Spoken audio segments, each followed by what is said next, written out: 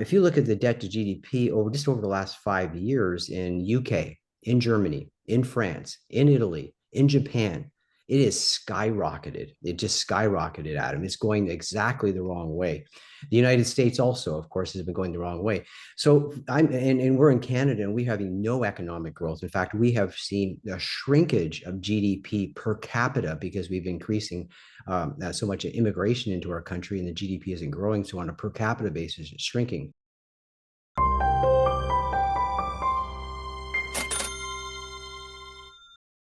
Welcome to Thoughtful Money. I'm Thoughtful Money founder and your host, Adam Taggart. Very pleased to be sitting down today with Jonathan Wellum, the head of Rocklinc Investment Partners. This is one of the financial advisory firms endorsed by Thoughtful Money. Specifically, they are endorsed Canadian provider. Jonathan, how are you doing today?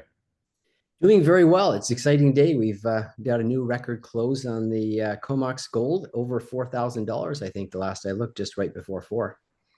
And Jonathan, I know that gold futures have crossed 4,000 an ounce. Has spot itself crossed 4,000 yet? Do you know? Spot was trading just a few moments ago at 39.80, 39.80. So very close, up about $20 today. Again, just before the close. All right, spitting distance. Well, look, folks, we're going to talk about a lot of things today. Jonathan was very kind enough to drop what he was doing and come record with me today. It's a Wednesday. This was supposed to be one of Stephanie Pomboy's appearances. She's had a couple of curveballs that she's been having to deal with. She feels terrible about having to push out her return to the channel, but she's hoping she's going to be able to make it next week. So anyways, just wanted to let you know what's up with her, but thankfully Jonathan was willing to step in to the void here and fill it for us. So first off, let's start with the precious metals, Jonathan. So first off, kudos to you because you have been quite a supporter of owning precious metals in your portfolio for a variety of reasons, some of them defensive, but I think much over the past year plus, you'd said that you thought there was a lot of opportunity for precious metals to rise, and they have. $4,000 an ounce for gold. That is a phenomenal year so far for gold. I want to say it's up 45% so far year to date. Yeah, it is. Well, as of the end of September, it was up about 41, but now I think it's about 46% or so year to date, which is phenomenal. I think it's the best return since 1979 in terms of an annual return. So that's that is a great return, no question about that. No question about that. And of course, that's just for gold. Now, silver has had an even better performance so far this year, and the miners have done phenomenally well. I haven't looked at GDXJ this week, but looking at it about a week ago, it was up well over 100% year to date. And I know that the miners have been a big part of your investment strategy, is having a material percentage of the Rocklinc portfolio in a couple of really good high quality miners. I've got to imagine that has paid off very well for you so far this year. Yeah, it's been amazing, as you would expect. Agnico Eagle has been really a major holding now for a number of years, just simply because of the quality of the management, the quality of the assets, the political stability in terms of where they're located. And it's quite interesting. If you actually look at a company like Agnico Eagle and you look at the free cash flow yield currently, even though the price of the stock has gone, it's tripled over the last couple of years. It's still trading the free cash flow yield at a higher rate than it was 3-4 years ago. And if you actually factor in maybe 4,500 gold, 50 silver, which isn't crazy over the next year, if you are bullish on the metals, you can really justify like a 9-10% free cash flow yield in some of these stocks. What it's telling you is that they're incredibly profitable. That with the increase in gold going up a couple $1,000s here, that's all going to bottom line to really well-run companies. The costs have really been maintained by some of these firms, and the free cash flow growth is absolutely astounding, Adam. So we look at some of these companies, and they're probably trading at similar net asset values even after they've doubled than they were before, simply because the price of the commodities have gone up so much. So, okay, help me understand then, Jonathan. Does that mean that despite as well as the complex has performed year to date, you still think it's I don't want to know if I should use the word undervalued, but that there's still plenty of potential for appreciation here because they're not overvalued, at least? Well, what's happened? Yeah, I mean, what I would say is the following. If you believe that gold will maintain its value in the $4,000 range and even continue to sneak up, not at the same rate that we've seen, but continue to edge up because of the global problems, economic problems, debt problems, all of the things that we can rattle off, which is why you want to own gold, concern over fiat currency, and so on, then the valuations today on some of these companies is no different than it was a couple of years ago. And so, yeah, Which was believed to be pretty undervalued, right? yeah. Now, again, that was anticipating a larger rise in the price of gold. But if you can buy some of these great companies at 10, 11% free cash flow yields next year, based upon say $4,500 gold, that's not overly expensive. Especially again, if you believe that fiat currency is going to be under pressure, if you believe that $350 trillion of global debt is too large, if you think a $2 trillion deficit, in terms of the U.S. deficit and $37 trillion debt is way too large, and all of those things which haven't gone away, then and you think gold will continue to edge higher as a protection against your purchasing power erosion because of inflation, then yeah, I think that some of these stocks are continuing to be very good value. All right. So you had some ifs there, and probably the biggest one was if you still think that fiat currencies are going to come under pressure. Well, let's ask the question, okay, what would make fiat currencies not come under pressure? You mentioned the debt. The debt's a big issue, but it is less of an issue if economic growth really picks up. I talked to a lot of people. There are some now that are expecting the economy might be a little bit more robust this year than it is this year, but nobody, at least that I talked to, is predicting like a boom ahead, right? So probably unlikely that we're going to have economic growth like materially boom from here in the next immediate year or two. Then the other thing that would help fiat currencies would be if the deficit spending got slashed. And I don't see that happening anywhere around the world. Even in America, where we had Doge and it was a big part of the current administration's campaign platform, largely they've basically said, we're going to take care of it. We're going to take care of it down the road, right? So the one big beautiful bill basically had a ton of spending provisions now with the hope or intent that, yeah, 3-4 years out, maybe some fiscal discipline comes into the picture. But I know there's a lot of people that still have a lot of, understandable doubt around that. So, the whole Lynn Alden, nothing stops this train. We're in the situation right now where the central planners just have to keep running bigger and bigger deficits. So again, I don't see relief coming on the GDP growth side, nor do I see relief coming on the deficit reduction side. Is there any other reason to think that, oh, fiat currencies might actually have a rebound here in terms of their value? Yeah, when I give some of those conditions, I'm just giving them just to make sure that people understand, what could reverse. I don't think those will reverse. I agree with you 100%. We are bullish on gold and think it will continue to go up. But I'm a money manager. I'm also an investment manager. I have to manage the risk. I have to manage the expectations of clients and do reasonable asset allocation so that we're protecting people. Everyone's got different risk tolerances. But when I look at the current economic environment around the world, it is not pretty. I mean, we go over to Europe and there's virtually no, very little growth over in Europe. We just had the third collapse of the French government in the last 12 months. We've got social Right. problems in all of these countries in Europe. Germany's industrial production is collapsing. They're going to have to reverse their green policies. Energy costs are way too high for the manufacturing. They all Japan, have to pay more for their defense now. yes, and some of these people are saying they're going to pay up to 5% of GDP of defense, which I don't. Where are they going to get that money? I mean, Germany now is starting to borrow at a record rate, and so what you're seeing is these countries are actually going further into debt.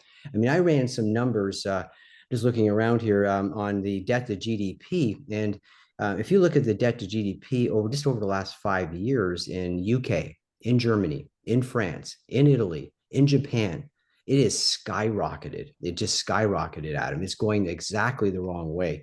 The United States also, of course, has been going the wrong way. So and we're in Canada, and we're having no economic growth. In fact, we have seen a shrinkage of GDP per capita because we've been increasing so much immigration into our country, and the GDP isn't growing. So on a per capita basis, it's shrinking. So I think the United States currently is an anomaly when it comes to economic growth. And that is because, again, you are running large deficits. Tax policy has been more favorable. Regulations are going down. Trump is attracting a lot of capital to the country. I can say that being a Canadian because it's leaving Canada and going to the US. And so I think that if you're in the US, you're actually seeing a much more robust economy, lower unemployment, 4%. We've got 7% up here in Canada. And so, my point in terms of the gold is that, no, around the world, you're not seeing great economic growth. The US is quite unique, but the debts just continue to pile up. And so I think that's going to be very favorable in terms of gold going forward.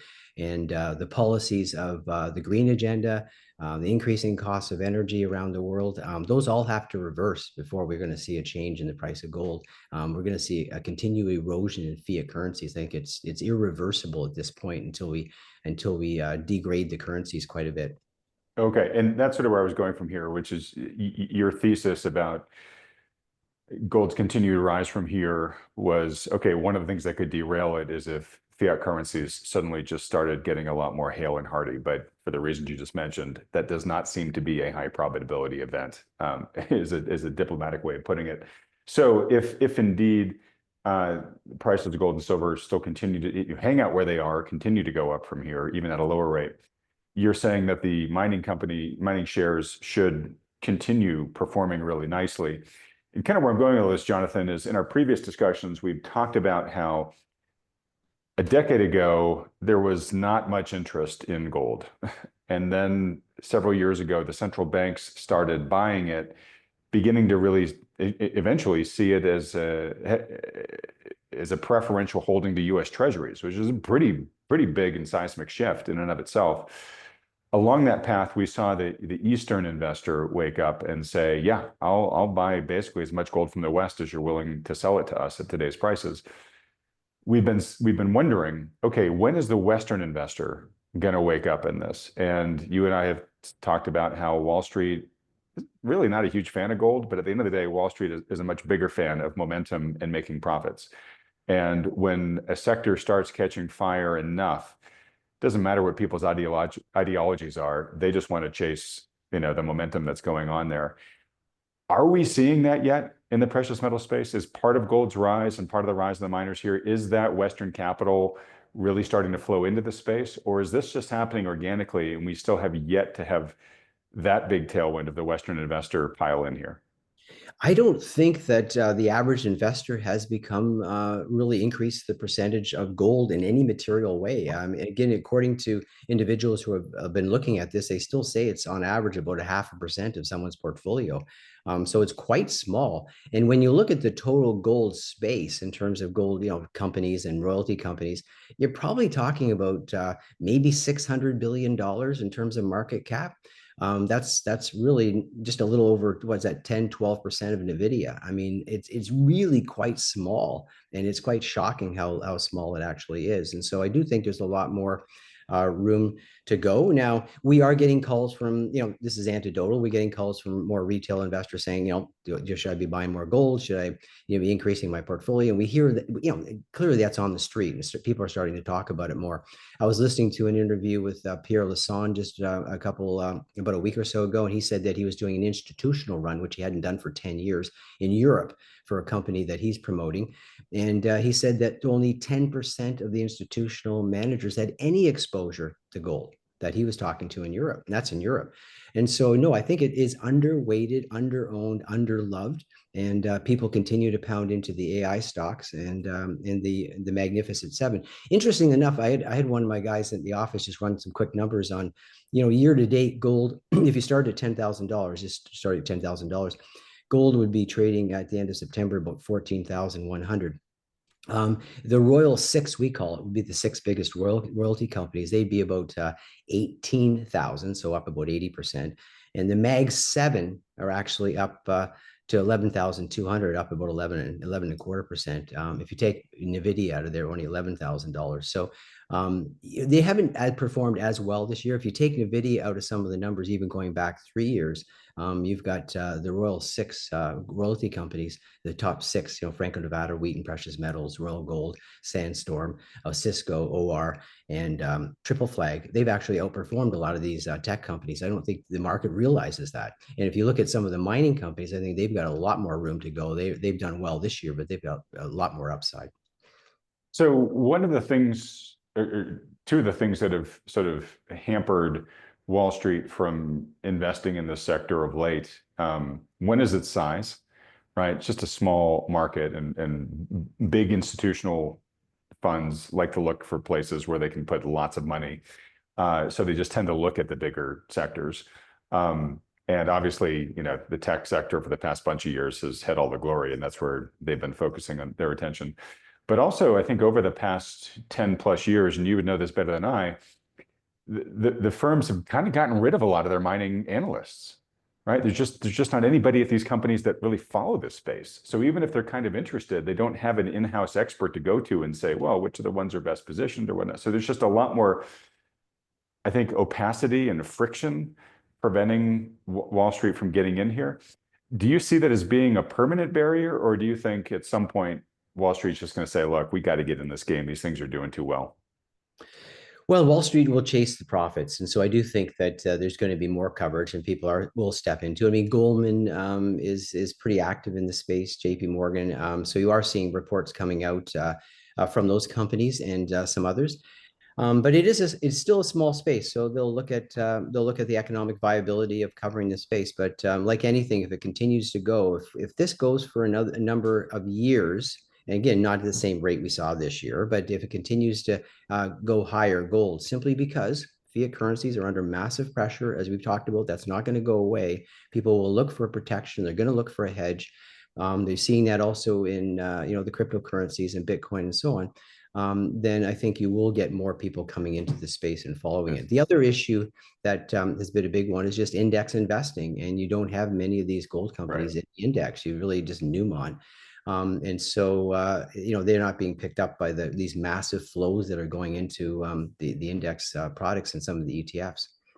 Yeah, that's right. They're sort of left out of that game. So I think you've answered the question, but I just want to put it fully on the table. Is there anything about this mining sector that might preclude this expected tidal wave, if you will, of Wall Street capital flowing into this space at some point?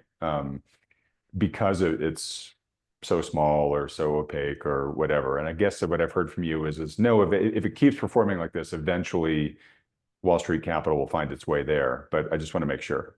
Yeah, and you don't need to have every firm following it. So there might be might not be comprehensively followed, but if you just have a couple of the major players, that'll be enough to shift money into this space and really ratchet up some of the prices very quickly. So that's what I would anticipate. Even if it's not broadly covered, it's going to be impossible for some of the major players not to continue covering it and covering it more in depth. And so I would see that the ability and the probability of a large uptick in over the next couple of years is still there. Yeah. Okay. So I've asked you this variance of this question in the past, but given the small size of this space, there is a question which I'll ask you. So I'll put on the table right now is about silver. Is silver in any way is it an AI play in any way? And the reason why I ask that is silver's, as far as I know, it's the most conductive element out there, the most conductive metal out there. We're going to need to be dramatically expanding our electrical grid so that we can build a ton of data centers. There's presumably going to be silver used in a good chunk of that. I've asked this question to other precious metals guys before, Jonathan, just so you know, and they've said, maybe copper's probably the better bet, which I agree with. There's a lot of copper that's going to be needed for that. But where I'm going with this is there aren't that many pure play silver miners out there, right? So I just looked up the market cap for First Majestic, which is one of the largest silver, more or less pure play silver miners out there. Its market cap $6 billion. I mean, why wouldn't a company say like, an Nvidia or, somebody who's just got gobs of cash, big cash position on their balance sheet and just say, you know what? I'm going to buy that company. I'm going to lock up that supply. So at least I have it if I need it commercially. But also if this thing's got a big tailwind at it, that could be a good, asset on the books for the company. Why, or just a billionaire? I mean, there are billionaires out there right now that have 50 billion, more. Why don't they just buy a ton of silver or whatever and just take a big chunk of it off the market or buy some of these players? Yeah, I mean, I think those are all possibilities, Adam. That is the reality. I'm going to be doing a presentation in a day or two up in our capital city in Ottawa, in Canada, talking about just this resource boom as a result of AI, digitization, robotics, EV, all of these things, which is really causing a large uptick in energy demand. And according to my research, and I've gone into this fair detail, they're talking in the next 25, 30 years, we're going to need about 100% increase in the silver content. So that's fairly substantial. I mean, copper, you're looking at about 80%, which is in 20 years, which is very hard to come by. So I think silver, copper, yeah, there will be a large increase in the demand as a result. Again, if these trends continue because of AI, robotics, digitization, EVs, batteries, all of these things, silver is going to be very important. And as you know, it's pretty tight market now. It's very tight market at this point. I mean, some people say again, there's been not enough production really to meet the demand, both manufacturing and for the precious metals monetary side of it. So I think it is incredibly strategic investment on two fronts, both in terms of the green technology and for energy, and also for as a monetary unit. And so I think it's quite possible you're going to see strategic investments in these companies. We're seeing that in other metals. The US government, I was bought into Trilogy. I mean, they're trying to get into rare earths. So I think, yeah, this precedent is being set. And this would not surprise me at all to see strategic investments in some of these companies. And they are, as you say, relative to the market cap of some of these AI companies, it's nothing. It's a drop in the bucket. And these companies are create a lot of cash flow. So yeah, I would expect potentially more of that. And copper is another one. I mean, it's growing 3-4% a year. And as you know, to develop a copper mine, it takes 10 years plus. It takes tens of billions of dollars. And there's not very many places where you can find these massive deposits. And in some cases, as we saw in Panama, Cobre mine there, it was actually shut down right at the time it started to produce. But even there's so much pressure to get that open because the government needs that revenue, needs that money, and we need the copper. So I think, yeah, some of these things could materialize over the next year, in a couple of years, because of the increase in demand and the strategic nature of some of these metals. Okay. So there was a billionaire who Twitter was abuzz with this, or X was abuzz with this a few weeks ago. David Bateman, I think was his name. And he bought, I would say maybe $1 billion worth of silver. I don't know if it's quite that much, but it was a lot. Definitely closer to $1 billion than not. And to me, that was sort of evidence of what we've been talking about, which is, hey, why don't some of these guys just buy a ton of it? And there's not that much on a relative basis above ground silver. And so you could really take a lot of supply off the market right away. Now, that might be a reason why silver is continuing to have the run that it's having. But I know I'm asking you to guess here, but what do you think would happen to the price of silver if, say, an Nvidia or an Apple just bought First Majestic? Like, what do you think would happen the next day? Where I'm going with this is like, not only would it be potentially a good strategic asset for you to have, but you might be able to like double your money in a week. You Yeah, buy no, the thing, the market absolutely. freaks out. Yeah. Yeah, I mean, look, I think the longer term trends mean that silver go triple digit anyway. But I think it would go triple digit very quickly, which is at this point would be a double very quickly up into the hundreds of dollars. And that's not crazy thinking. That's I think very reasonable. You remember Warren Buffett? He bought a lot of silver back. He It was did. like 97, 98. I remember going down to the annual meetings. People said, "What the dickens is he doing buying silver?" But he was told later on, he did say that the U.S. Treasury told him to get off of it. They tapped him on the shoulder. Yeah, they gave him a little tap and say, "Hey, Warren, we like you, and you like to get along with us a little bit better than get off that silver." And so that was the strategic. He saw that. He saw how tight the market is. And so if there, demand comes in to the marketplace, and it's going to, because we're going to need more and more silver. And again, the silver production is not growing that quickly. Again, you talk about us, First Majestic and Keith Newmeyer there. I mean, he'll rattle off all the stats on silver, and it's a tight market, and demand's going up. So, and it's in countries which they're always fighting to get it out of the ground. There's issues in Right. Mexico, different places. It's not in easy places either. So yeah, no, I think there's a lot of upside potential in silver, and we maintain some silver exposure in a number of the companies we own, and also in some of the royalty businesses, they have exposure to the silver. Yeah. All right. Well, just parting point on this. I think the metals that are essential to the build out of America's, or actually most countries, the rebuilding of their energy, their electrical production capacity, have an uncommon tailwind behind them. And the reason for that is when you compare our electrical production capacity to China's, they are leaving us in the dust. There's a chart. I'll try to find it to put it up here when I edit this, Jonathan. I've showed it before, but the US's electrical production capacity has basically been flatlined for the past couple of decades. China has super invested in this space. They're now way ahead of us, and our line is like a horizontal flat line. Their line now is almost like a vertical line. If we want to win the AI race, which I think we have all said is a sovereign existential priority for the US, we have to be a winner in providing plentiful, cheap electrons to the AI data centers. So we could even go through, I think, a big bust of the AI bubble market value wise, where the market says, you know what, we price these stocks way too much. We're going to cut them in half by 50+% or whatever. You could have kind of a wipeout like that, like the dot-com era.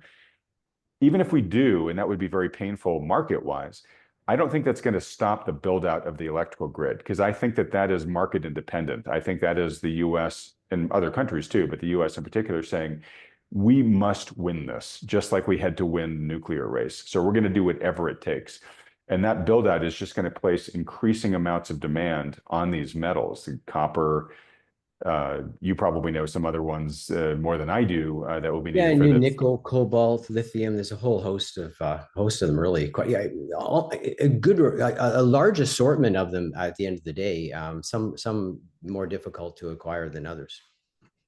Right. So I think as long as winning AI remains as important a sovereign strategic objective as, say, winning the nuclear arms race, these things are just going to have, I mean, almost infinite demand over the next decade or so for them. And, as Rick Rule has been warning us about a lot with a lot of commodities is no matter what happens going forward, demand goes up, demand stays flat.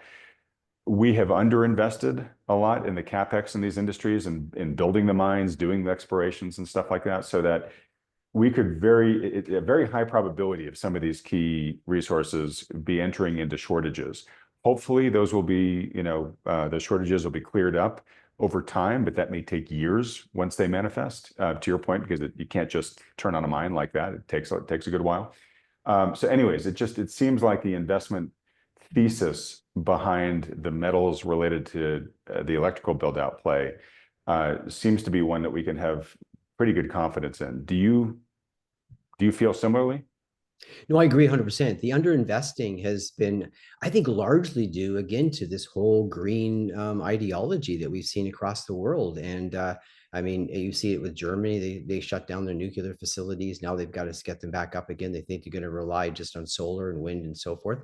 It's not doable. In Canada, I mean, again, I'm going back to my own country. What we've done is we've bypassed best estimates about $700 billion of capital that should have been invested in the resource sector over the last 10 years alone. That's like $1.5 trillion of GDP.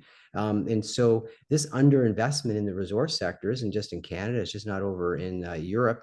It's really been around much of the world, with the exception, of course, of India and China and Russia. They continue to go full steam ahead. And in the US, it was under a lot of pressure, again, in the Obama years and, of course, under Biden. Now, Trump is reversing that, and he's putting on a big push to get the resources developed, drill, baby, drill, get the rare earths, make sure you're not vulnerable. And I think that is going to help kick up some of the production in some of these areas. But as you know, it takes years. It takes years, and the United States can't do all that on its own. So other countries are going to have to get their act together also, or they're going to fall very far behind. If you look at the data centers, I mean, there's about 12,000 data centers in the world right now. The US has about 40%, 45% of them. And they anticipate, again, these are estimates, but it gives us a direction to go anyway. By 2050, we're going to have 90,000 of these in the world, and they're estimating, because of the U.S. leadership and the place to, the best place to put money and attract capital, that you guys will have like 55% or more, 60% of those data centers, and that would be phenomenal. But you're going to have to put trillions into the grid, no question about it.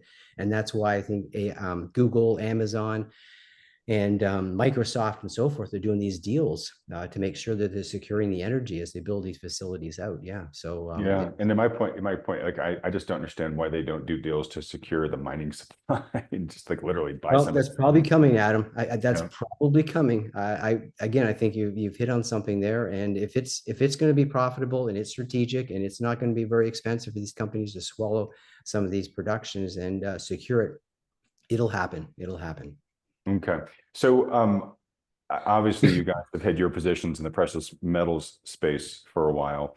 Are you also positioning for some of these trends that we're talking about here, whether it's AI, whether it's the metals demand on the data center build out, et cetera? I mean, are these things that you are looking at in your portfolio construction? Yeah, we try to get exposure to copper. I mean, copper, I think a lot of people have talked about that. We're not geniuses when it comes to that either. I mean, copper is incredibly strategic, very, very hard to come by though in terms of growing it. So copper. We also get exposure to some of the companies building the AI facilities. So we have some exposure to Brookfield. They're building some of these data centers. Snyder Electric, which is again also building some of the data centers and contributing, parts, equipment into the electrical grid and things like that. So yeah, we are trying our best to look at this space. We don't have any Nvidia, and so we've missed some of the high flying ones. But we are trying to buy, the picks and shovels, if you will, of the industry. Those guys who are going to be build it and be able to take advantage of it on a number of levels. Okay. All right. And when you talk about playing copper, you buying the metal, you buying I'm getting a guess probably not, because you're more of a Buffett type. Let's find a great operator. Is it the big guys like the Freeport McMorans, or I mean, who are you looking at?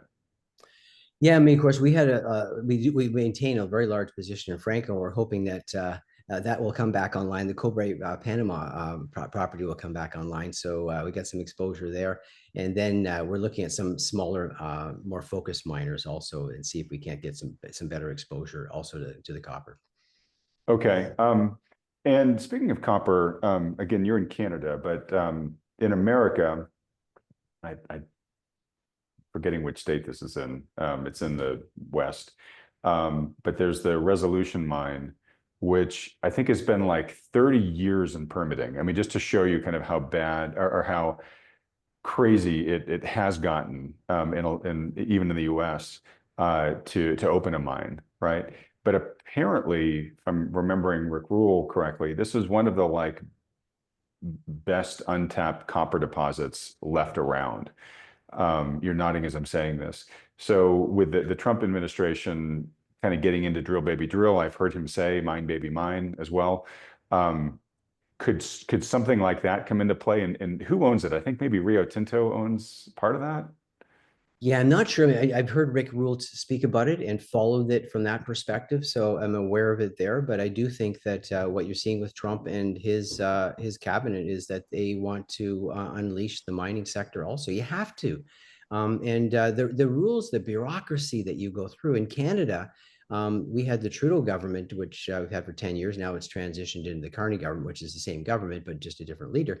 I mean, they actually put roadblock up after roadblock after roadblock after roadblock. Instead of 2 to 3 years, it comes 10 years, 12 years, 15 years, and the capital just disappears. So you have to take the regulations down. Again, you want to make sure they're looking after the environment, they're being good stewards. That's not the issue. You just don't tie them up in unnecessary red tape. And that's really what the bureaucracies have been doing. And no, I think you're going to see a lot of changes with Trump. And you are seeing those changes, and hopefully that will put pressure on other regions around the world. They're going to have to need to compete. Otherwise, you're going to have a rip roaring economy in some areas if you get all this capital going in the next couple of years. Right, and this isn't, you know, a pro-Trump type of thing, but I think what you're saying, Jonathan, is just countries are waking up to the fact that, look, resources are, you know, the foundation of prosperity, and if we want to get to where we want to go, we're going to have to really make the best use of the resources we have, right? You're going to go on the internet and you're going to use Grok and you're going to use, you know, different AI, and you're going to have robots in your house like Elon Musk is talking about, and you're going to have, you know, automated systems and, you know, electric vehicles. You need to dig a lot of holes, and you need to expand your mining industry dramatically. So this idea that somehow, you know, you don't have, you know, can be green and you can drive your Tesla and you can live on the internet and you never touch any dirt is just ridiculous. In fact, we have to do more mining and more development, more exploration, and more production than we've ever done in human history by far, if we're going to continue the trends that we're on right now. Okay. Real quick, I looked up the Resolution Mine. It's in Arizona, and it's a joint venture between Rio Tinto, which owns 55%, and BHP, which owns the other 45%. I also just looked at the Rio Tinto stock price. It's done okay this year, Jonathan, but not gangbusters, not barn burner. Do you look at companies like that and think, hey, that's something that's getting overlooked right now by the greater market? We are spending. We're actually the next month or so. We've got a couple of our guys just looking at the copper sector and more. I mean, you got McEwen Mining. He's got some interesting copper assets, and some of the other businesses like Rio Tinto, Tech, and so forth. So we are looking at a number of those companies. They're tough businesses, yeah, and they historically have not created a lot of wealth over time, and that's what makes us a little more hesitant versus the precious metals and some of the you know clearer cut commodities. And so that's what makes this just hesitant. But we are looking because the demand factors and the pricing factors will work to their advantage, and there could be a nice trade there for just a couple of years where you can buy them relatively inexpensively and then sell them in a little couple of years. I mean, we're value investors. We like to own 3, 5, 10 years. Your best holding period, according to Buffett, and we agree, is forever. But those aren't businesses you really can own forever. So you have to be careful. The other sector that's been beaten down, especially in Canada, and for probably for good reason, is the oil and gas sector. Oil, so, yeah, same in the U.S. Yeah, and so we're looking at that area, and even in the tech area, we're quite amazed at some of the software companies have not done very well. You get Constellation, you have Roper, you've got there's a Tyler that does a lot of municipal software. They also have really lagged. You've really seen just the money really going into anything that's AI related. So I think that's going to create some opportunities for investors to look at non-AI related sectors that have underperformed, not doing as well, and yet continue to grow their businesses and do quite well. Okay, well, so let's talk about oil and gas for a second, but particularly oil right now. What barrel oil is what, low 60s right now? Yeah, I guess the WTI is trading about 61, 62. Okay. And the stocks haven't performed all that great of late. And this has really been catching my attention. Look, there's a lot of reasons right now why oil is as low as it is. It's getting below the cost of extraction. And so, it's going to be challenging for Trump to have all the drill baby drill that he wants to have happen, because a lot of these companies are like, it's just not economic for us to go do that right now, right? So they're going to resist that. The oil industry in general is a boom bust industry, right? We know it has these cycles. So it's clearly right now seems to be in a down cycle. Now, could it go lower? Sure, absolutely. But it should come back unless world demand for oil looks like it's going to change. Looking at it, world demand for oil, Jonathan, I don't see that happening anytime soon. I mean, the oil demand year after year after, as much as a lot of people would love for it not to be the case, the world still runs on liquid hydrocarbons. Absolutely. And again, I go back to I'm going to be doing a presentation a day or two up in Ottawa and looking at where the energy is going to come from over the next 20, 25 years. And most of the projections would have us at 100 million barrels a day 25 years from now. I mean, it really doesn't drop much. Some have it up to 120 million barrels a day, some down to 80, depending on where you stand on net zero and how that all gets implemented. But the basic projection is to continue using as much oil as we're using today. That's our best guess, and I think it actually could edge higher. It's very difficult to get around the fossil fuels, and the natural gas, as you know, is quite clean and very plentiful, and we've got lots of it up here in Canada too, as you have down in the United States. And again, that's going to be used to again to power a lot of these data centers. These data centers. Yeah, exactly. So on the oil side, what's And really it's catching my cheap, and it's really cheap in Canada. It's like just a couple bucks. I mean, right. we turned down opportunities to sell it to Japan and over to Europe, which Donald Trump was quite happy to fill in for us. And we could have been making, selling for $2-3, and selling our cost to be $2 to $3 and selling it for $10-12. It's insane the opportunities there are in terms of that. Yeah. Okay, so I actually want to get to that specifically in a second, but on the oil side, it's cheap right now. Prices are depressed. The industry will likely not be drilling aggressively, increasing supply until price recovers. So essentially, it just means we're likely to have even rising odds of some sort of shortage in our future here. And again, this is one of those sectors Rick Rule has said we have underinvested in CapEx for a good long time, and those sins of the past are going to catch up with us, even if demand doesn't grow, which it likely will, as you said.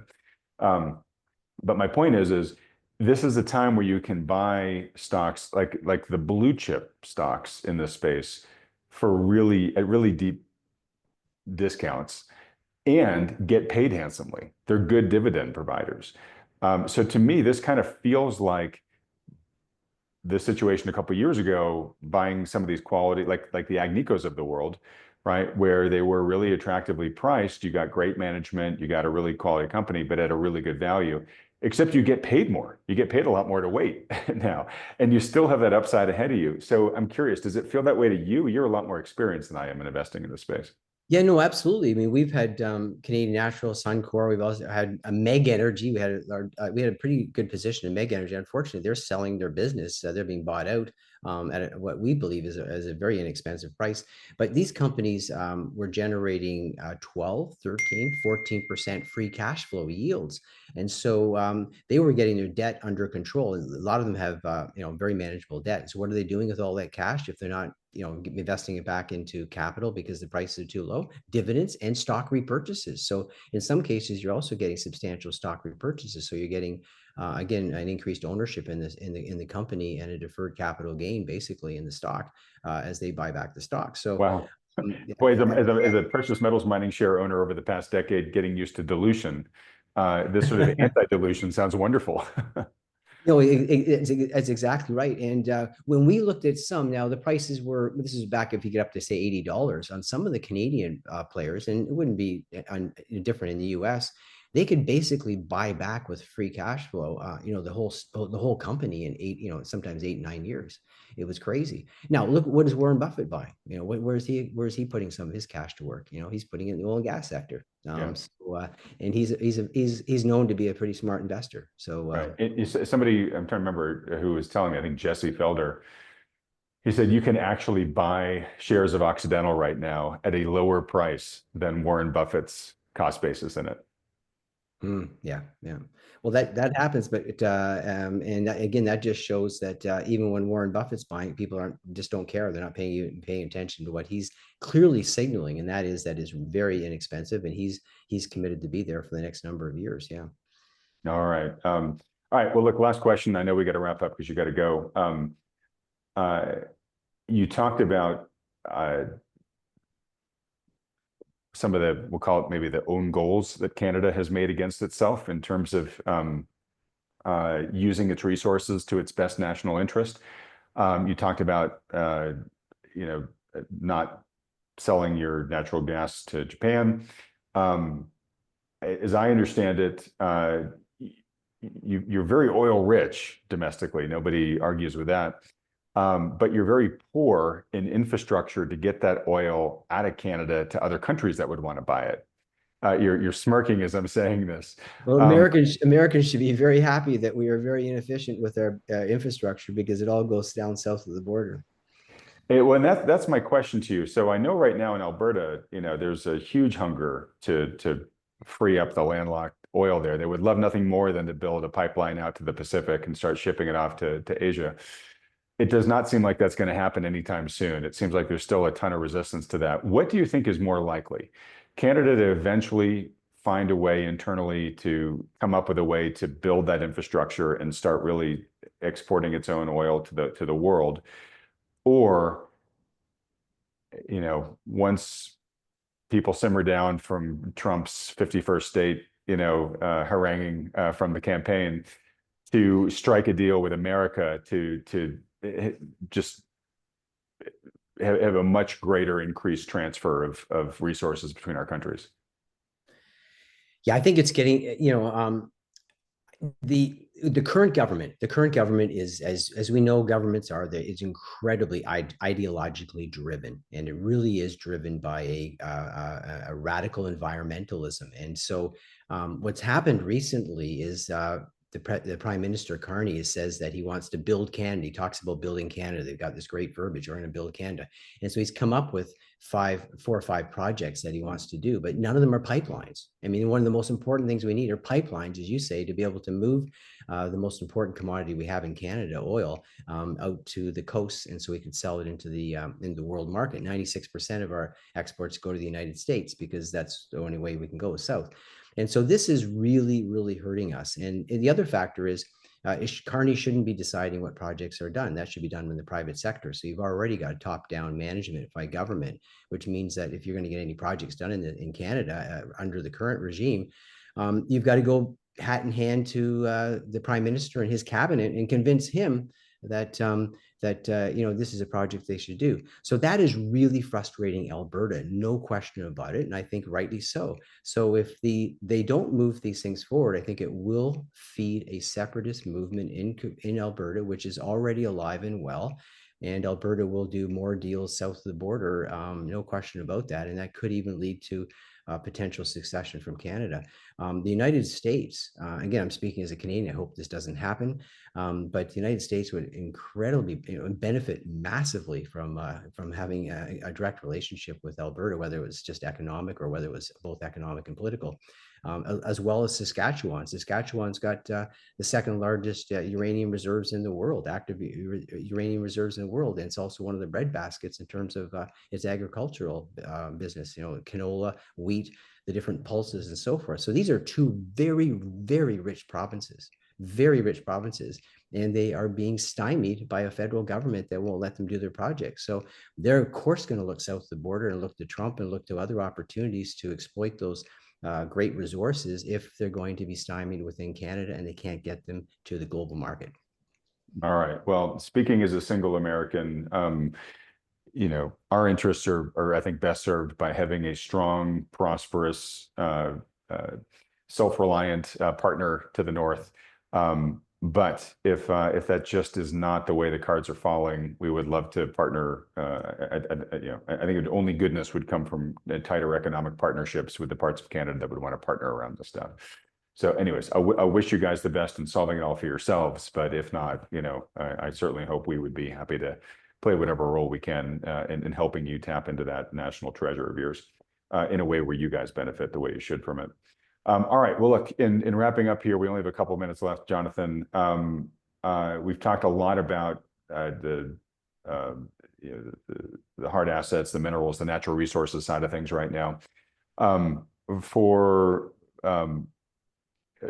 me put it this way: folks that are watching, who watch Thoughtful Money, episode in, episode out, and they like the whole pie, and for those who really also just like the natural resource side of things, If they live in Canada,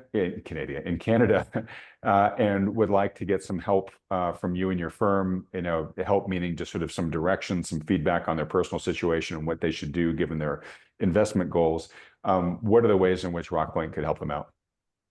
Yeah, no, we've had a number of listeners, Canadian listeners, through Thoughtful Money, come to us, and we will have a conversation, talk, look at their existing portfolios, see what look at their objectives, get to know them in terms of risk tolerances, and suggest portfolios for them in terms of how best to manage that money going forward. No pressure, there's no cost to that whatsoever. Come in, listen to us. We've got some fantastic team members, and we love talking to the different clients and giving them some long-term options in terms of how they can protect their capital and grow it. Despite the challenges, there's lots of challenges out there, but you can't hide your money under a mattress. You have to have a program, and you need to have a good idea of where you're going, good investment strategy. All right. Well, look, in wrapping up here then, folks, if you'd like to get help from Jonathan and his team there at Rocklinc, if you live in Canada, or if you'd like to get help from Thoughtful Money's endorsed US partners, if you live here in the US, feel free to reach out and talk to them by filling out the very short form at thoughtfulmoney.com.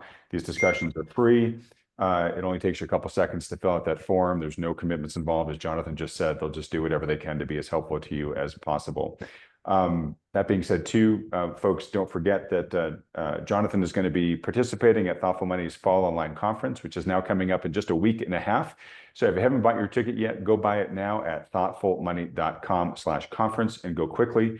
You've missed the early bird discount price, but we are offering a last chance to save discount price this week before ticket prices go up to full price next week. So get your ticket on discount while you can.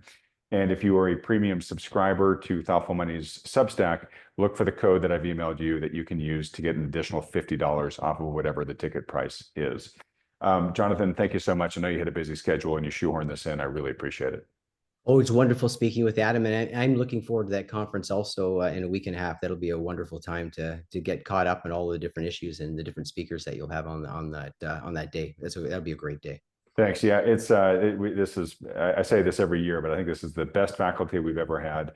And it could not be more timely given all the uncertainty going into the new year. So really look forward to it. And again, thank you for participating. All right, Jonathan, I'll see you there, and everybody else, thanks so much for watching.